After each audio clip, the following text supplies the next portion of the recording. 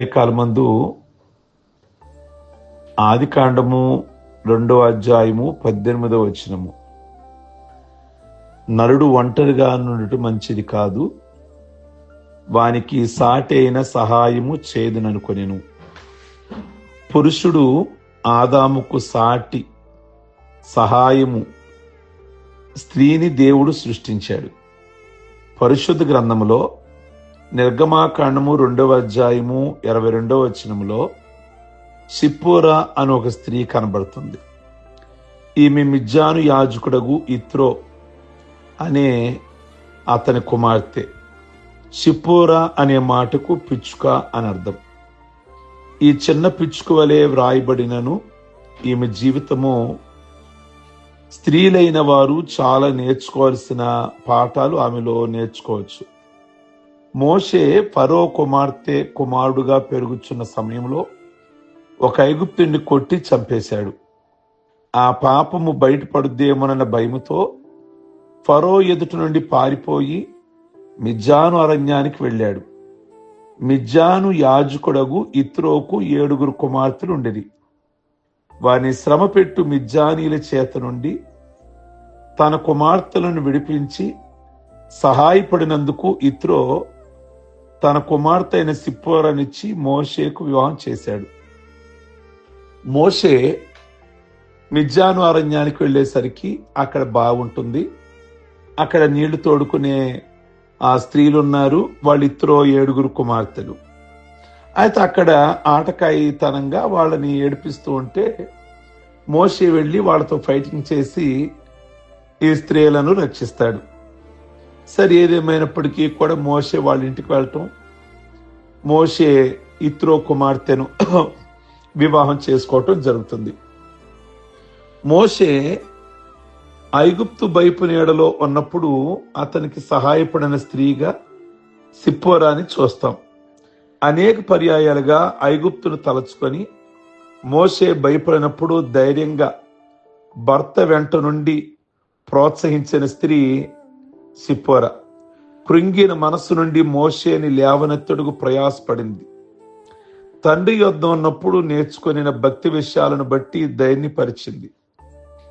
దేవుడు మోషేని దర్శించినప్పుడు ఆ హోరేబు పర్వతం దగ్గర నిర్గమాకాండము 3వ అధ్యాయం 1వ వచనంలో ఆమె అతని వెనక నుండి వెన్ను తట్టి ప్రోత్సహించింది.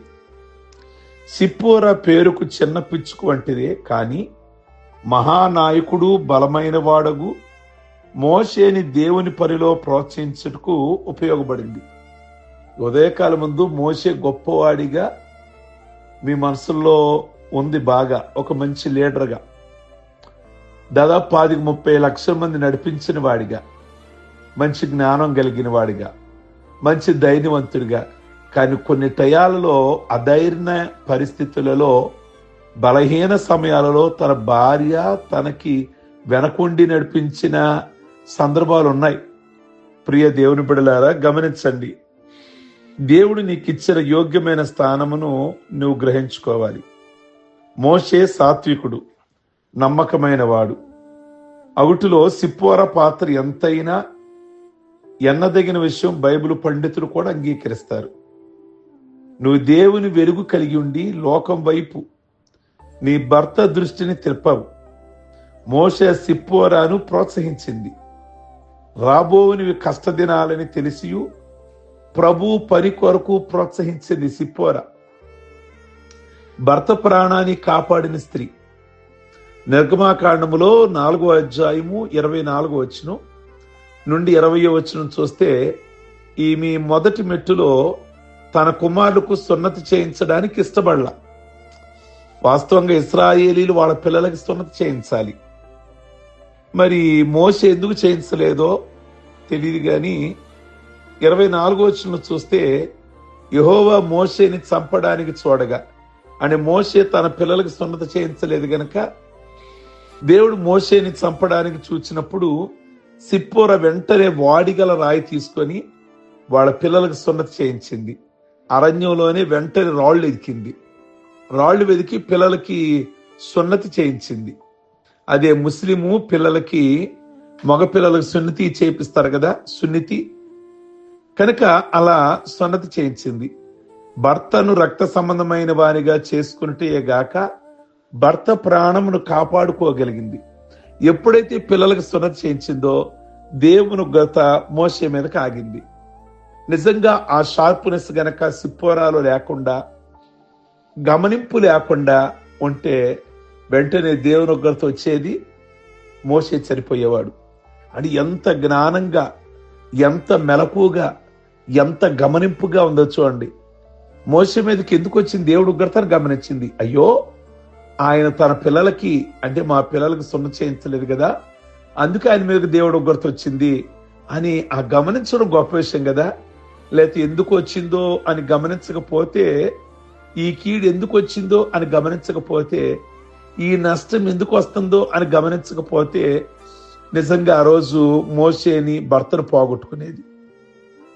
ప్రారంభంలో ఈమెకు అంత అనుభవం లేదు కానీ లేకపోవటం వల్లే సున్నతి చేయలేదు.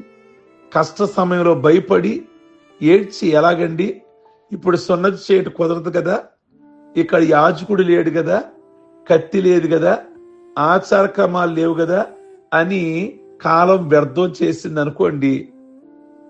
అలా కాలం వ్యర్థం చేయలే. వెంటనే సమీపంలో ఉన్న పదును గల రాయి తీసుకొని సున్నతి చేసింది. కష్ట పరిస్థితిలో కూడా దైవాచారమును మన్నించి భర్తను కాపాడుకుంది. సిప్పోరా ఎంత చక్కని చురుకైన వ్యక్తియో గమనించాలి. బైబిల్ గ్రంథంలో నిర్గమాకాండం 1:19 హెబ్రీ స్త్రీలు చురుకైన వారు, ఐగుప్తు స్త్రీల వంటి వారు కాదు అనుంది. సిప్పోరా చురుకుగా నుండి గొప్ప భాగ్యం తెలుసుకున్నది. ఈ ఆత్మీయ చురుకుదనము అనున్నది ప్రార్థించే స్త్రీల గుణం. నిజంగా ప్రార్థించే స్త్రీలలో చాలా షార్ప్నెస్ ఉంటుంది, చాలా మెలకుగా ఉంటారు, చాలా జ్ఞానంగా ఉంటారు. ఈనాడు చాలా మంది దేవుని బిడ్డలు, క్రైస్తవ స్త్రీలు సోమరులుగా ఉండి ప్రార్థించలేకపోతున్నారు. ఆత్మీయమైన విషయాల్లో మెలకుగా ఉండలేకపోతున్నారు. దానివల్ల అనేకులు కుటుంబ జీవితంలో, సంఘ జీవితంలో అనేకమైన సమస్యల్లో చిక్కుకుంటున్నారు. కనుక ప్రార్థన చేయక, బైబిల్ చదవక కష్టాలు కొని తెచ్చుకుంటున్నారు. ఈ ఉదయకాలం ముందు సిప్పోరాని ఒక్కసారి మీకు జ్ఞాపకం చేస్తున్నాను. భర్తను పరిచర్యకు అంకితం చేసిన స్త్రీ సిప్పోరా మోషే జీవితంలో ఎప్పుడైతే ప్రవేశించిందో దేవుడు మోషేకి అతి సమీపమైనట్లుగా గమనిస్తాం. దైవ దర్శనము పొదలో నుండి దేవుడు మోషేతో మాట్లాడినప్పుడు, అతడు దేవుని చిత్తమునకు లోబడినప్పుడు సిప్పోరా వెనకకు లాగే స్త్రీగా గనక ఉంటే మోషే ముందుకు సాగేవాడు కాదు. నిర్గమాకాండం 16:2 ప్రకారం మోషేకి 2 కుమారులు కలిగి ఉండిరి. సిప్పోరా తన పెనిమిటిని దేవుని ప్రజల కొరకై పంపించి ఆమె తన తండ్రి ఇంట ఉంది. ఆమెకు భర్త యొక్క కష్టములు, శోధనలు గుచ్చిన గ్రహింపు, పరిశుద్ధాత్మ దేవుని వలన గ్రహింపు కలిగి ప్రార్థించింది. తండ్రి ఇంట నుండి ప్రార్థనలో తన భర్తకు సహాయం చేసింది.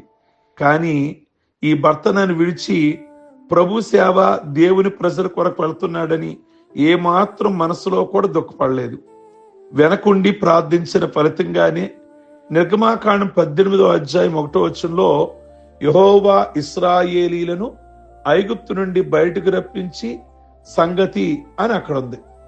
విడిపించినది దేవుని శక్తియే గాని సాధనంగా వాడబడింది తన భర్తయే. గనుక ప్రార్థించే స్త్రీగా సిప్పోరా ఈరోజు మన ముందు నిలబడుతుంది. కనుక మీరు కూడా ప్రియ దేవుని బిడ్డల సిప్పోరా లాగా మనము వెనకుండి ప్రార్థించే వారిగా, భర్తను ముందుండి నడిపించే సిప్పోరా లాగా మీరుండాలని, మోషేలాగా యజమానులు ఉండాలని, యజమానురాలు సిప్పోరాలాగా ఉండాలని దేవుని యొక్క వాక్యము మన జ్ఞాపకం చేస్తూ ఉంది. కనుక మోషే సక్సెస్ అవడానికి మోషే యొక్క భార్య సిప్పోరా ప్రార్థన కనబడుతుంది. కనుక అలాగును మనం ఉందాం, ప్రార్థించుకుందాం. సర్వశక్తి కలిగిన తండ్రి, మీకు వందనాలు. ఈ ఉదయకాలం ముందు మోషే పరిచర్య వెనక, మోషేని మరి ముందుకి ప్రోత్సహించిన స్త్రీగా సిప్పోరా కనబడుతుంది. మీ కొందనాలు స్తోత్రాలు చెల్లిస్తున్నాం. మరి మోషే సక్సెస్ కారణం తన భార్యని. మీ కొందనాలు. ప్రతి స్త్రీ కూడా సిప్పోరాలాగా, ప్రతి యజమాని ముందుకు వెళ్ళే ఒక మోషేలాగా మీరు వారిని సిద్ధపరచమని ప్రార్థన చేస్తున్నాము. ఈ ఉదయకాలపు వర్తమానము అనేకులకి దీవెనకరముగా, ఆశీర్వాదకరముగా ఉంచండి. అలాగనే ఈ ఉదయకాలం ముందు పెళ్లి రోజులు, పుట్టినరోజులు, రక్షణ పొందిన రోజులు చేసుకుంటున్న బిడ్డలందరినీ దీవించండి. ఏ కుటుంబంలో ఈ ఉదయకాలం ముందు ఏ సమస్య, ఏ వ్యాధనతో ఉన్నారో ఆ సమస్య నుండి, ఆ వ్యాధన నుండి, ఆ బలహీనత నుండి వారిని విడిపించి కుటుంబ సభ్యులందరికీ కూడా ఈ దినము మేలు చేయమని యేసుక్రీస్తు నామములు అడుగుచున్నాం తండ్రి, ఆమేన్. ఈ వర్తమానం మీకు దీవెనకరంగా ఉంటే అందరికీ ఫార్వర్డ్ చేయండి. అలాగే లైక్ బటన్ నొక్కండి. అలాగే అనేకుల్ని సబ్స్క్రైబ్ చేయమని మీ బంధువుల్ని, మీ స్నేహితుల్ని ప్రోత్సహించండి. అలాగే చాట్ బాక్స్ లో మీ అభిప్రాయాన్ని వ్యక్తం చేయండి. Okay, God bless you. ప్రభు మిమ్మల్ని దీవించును గాక.